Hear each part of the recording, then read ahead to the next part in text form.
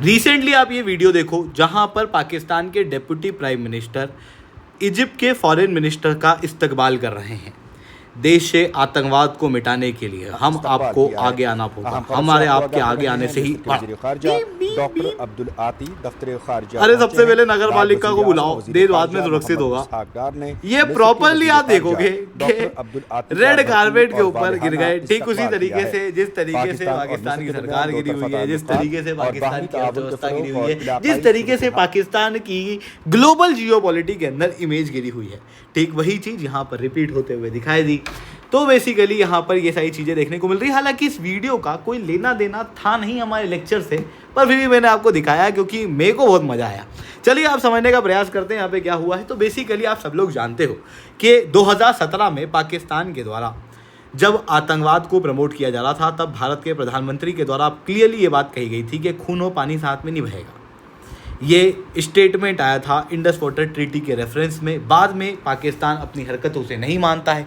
पहलगाम के अंदर आतंकवादी अटैक जो है वो फिर किया जाता है, जिसके बाद भारत के अंदर जो कैबिनेट कमेटी है वो एक बड़ा स्टेप लेती है। इंडस वाटर ट्रीटी को प्रॉपर रूप से सस्पेंड कर दिया जाता है।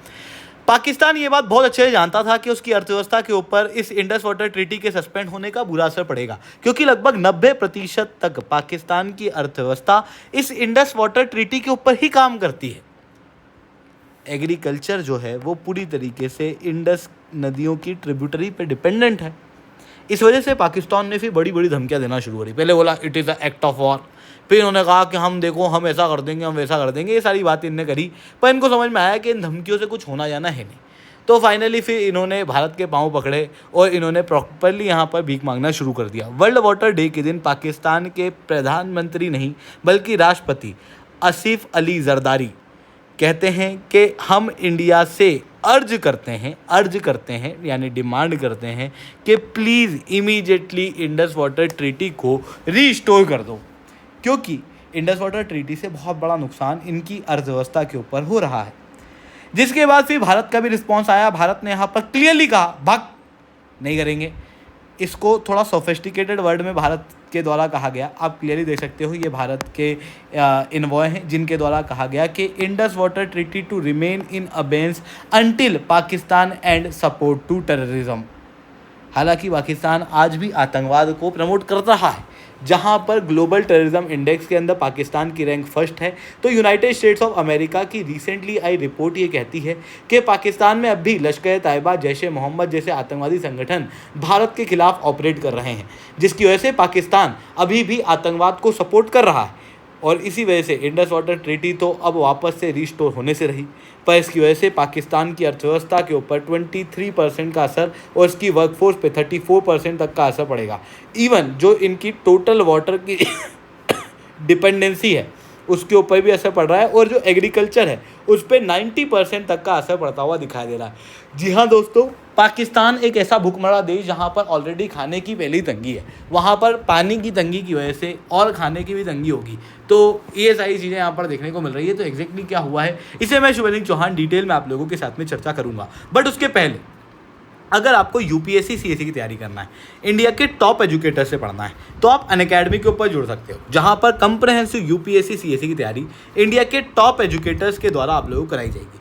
लाइव क्लासेस ली जाएगी, स्टडी मटेरियल दिया जाएगा, वन-ऑन-वन मेंटरशिप दी जाएगी। ये सब कुछ आपको मिलेगा मार्केट के सबसे मिनिमम रेट के अंदर। तो अगर आपको अनअकैडमी का सब्सक्रिप्शन लेना है, it's the right time, you can have it. आपको कुछ नहीं करना है। जब आप अनअकैडमी का सब्सक्रिप्शन लेने जाओ तो आप SRC 10 कोड का यूज़ करना, जिसके बाद आपको 60% तक का डिस्काउंट और 6 महीने तक का एक्सटेंशन मिलेगा। ये हाईएस्ट डिस्काउंट केवल मेरे SRC 10 कोड से आप लोगों को मिलने वाला है। तो जाओ अनअकैडमी को सब्सक्राइब करो। इसके अलावा ऑप्शनल का भी कार्निवाल चल रहा है। देखो अक्सर बच्चे जो हैं वो इस बात को लेके काफ़ी चिंतित रहते हैं कि ऑप्शनल के सब्जेक्ट ले तो लिए हैं पर स्टडी मटेरियल नहीं है, कोई अच्छा मेंटर नहीं है, अच्छा टीचर अवेलेबल नहीं है जो कि हमारे मार्क्स को इम्प्रूव करा सके। तो आपके मार्क्स को इम्प्रूव कराने के लिए हमारा जो ऑप्शनल कार्निवल है उसके अंदर anthropology, PSIR, Hindi literature, geography, history, sociology, mathematics, philosophy और पबेड ऑप्शनल जो है वो आप लोगों के लिए लेके आए गए हैं। तो अगर आपको अनअकैडमी के ऊपर जुड़ना है, it's the right time, you can join it. चलिए दोस्तों समझने का प्रयास करते हैं। सबसे पहले बात करते हैं इंडस वाटर ट्रीटी के बारे में। 1960 में भारत और पाकिस्तान के बीच में ये ट्रीटी हुई थी, जिसे ब्रोक कराया था वर्ल्ड बैंक के द्वारा।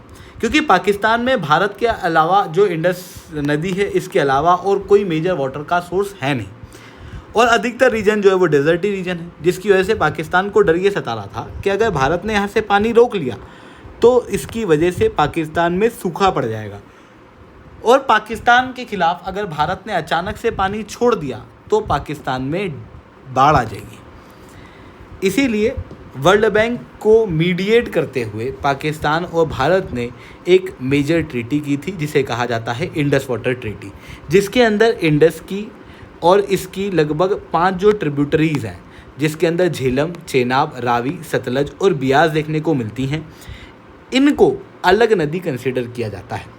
और ये 6 नदियों के अंदर जो ऊपर की 3 नदियां हैं इनको कहा जाता है वेस्ट रिवर, और ये वाली जो है वो ईस्ट रिवर्स हैं। ये जो ऊपर वाली 3 नदियां हैं इनका एक्सेस पाकिस्तान के पास है, यानी कि इंडस, झेलम, चेनाब जो है वो पाकिस्तान के पास में एक्सेस दिया गया था।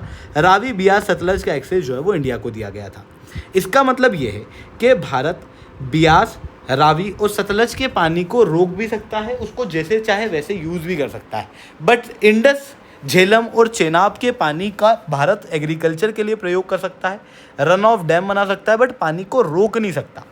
जिसके बाद भारत को इंडस की नदी का लगभग 33 मिलियन एकड़ फीट का पानी दिया गया। वहीं पाकिस्तान के पास लगभग 135 मिलियन एकड़ फीट का वाटर जो है वो पाकिस्तान की साइड प्राप्त हुआ।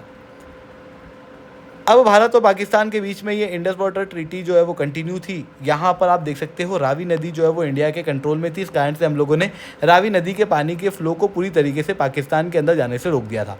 बट फाइनली अब इंडस वाटर ट्रीटी भी हम लोगों ने खारिज कर दी है, क्योंकि पाकिस्तान जो है वो आतंकवाद का हर बार समर्थन करता है। हम गुडविल से उनको पानी देते हैं और बदले में वो हमारे खिलाफ क्या करते हैं, इस तरीके की गतिविधियाँ जो हैं वो परफॉर्म करते हैं। तो फिर भारत ने भी इस बात को काफ़ी साफ रखा कि भाई इंडस वाटर ट्रीटी जो है वो रहेगी नहीं। इंडस वाटर ट्रीटी जब नहीं थी तो उसके बाद से भारत ने काफ़ी तेज़ी से चेनाब के पानी को रोकना शुरू कर दिया है।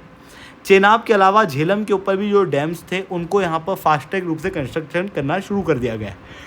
आप यहाँ पर क्लियरली देख सकते हो पकलदुल डैम प्रोजेक्ट, जो कि लगभग 1000 मेगावाट की कैपेसिटी वाला 167 मीटर की हाइट के साथ में बनाया गया है। ये 2026 दिसंबर तक यानी कि इस साल के एंड तक कमीशन हो जाएगा, जो कि इंडिया का पहला स्टोरेज प्रोजेक्ट होगा वेस्टर्न रिवर्स के ऊपर, यानी कि ऐसी नदियां जो पाकिस्तान के अंदर फ्लो करती थी उनके ऊपर। फिर उसके बाद में कीरू डैम प्रोजेक्ट, जो कि 135 मीटर हाइट वाला रन ऑफ रिवर प्रोजेक्ट है, जो कि भी दिसंबर 2026 से शुरू हो जाएगा। फिर उसके बाद में कवार डैम प्रोजेक्ट भी एक बहुत ही इंपॉर्टेंट प्रोजेक्ट है, जिसको हम 2028 तक कमीशन कर लेंगे। फिर उसके बाद में रतल डैम प्रोजेक्ट, जिसके ऊपर पाकिस्तान ने कई बार अपनी आपत्तियां जताई थी, इनके काम को भी और तेज़ी से यहाँ पर किया जाएगा और 2028 तक इसे भी संपूर्ण रूप से ख़त्म कर दिया जाएगा। जिसके बाद चेनाब नदी का पानी और फिर झेलम नदी के पानी को यहाँ पर रोका जाएगा।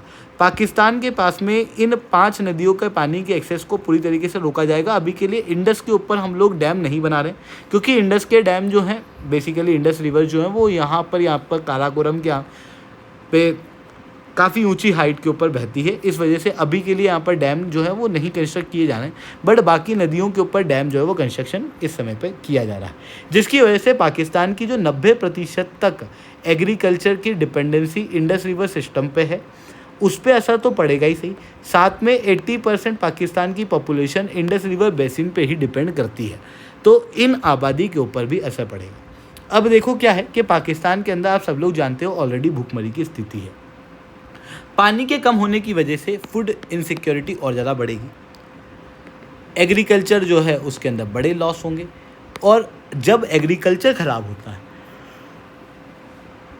भूखमरियाँ क्रिएट होती है, तो आज के समय पे लोग उस बात को सहन नहीं करते। उस समय पर फिर वाइड स्प्रेड प्रोटेस्ट वगैरह देखने को मिलते हैं, जिसकी वजह से फिर पॉलिटिकल क्राइसिस जो है वो किसी देश के अंदर क्रिएट होता है। ऐसी कंडीशन में जो वाटर क्राइसिस है वो फूड क्राइसिस को जन्म देगा, फूड क्राइसिस इकोनॉमिक क्राइसिस को, और इकोनॉमिक क्राइसिस जो है वो पॉलिटिकल क्राइसिस को।